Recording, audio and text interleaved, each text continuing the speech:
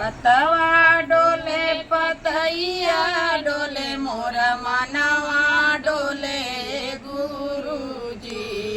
पतवा डोले पतैया डोले मोर मनवा डोले गुरुजी। हारी थकिल तोरे चरणों में आई दर्शनवा दे दाए गुरुजी। हारी थकल तोरे चरणों में आई दर्शनवा दे दाए गुरुजी। टोला मोहल्ला पागल कहे दर्शनवा दे दाए गुरुजी। टोला मोहल्ला पागल कहे तीन जनवा दे दाए गुरुजी। पतवा सुनी सुनी मनवा रोए हम कऊ करिए गुरुजी।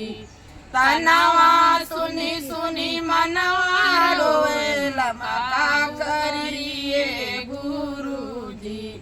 हारी थकी रहुआ मंदिर में आई दर्शनवा दे दाए गुरुजी।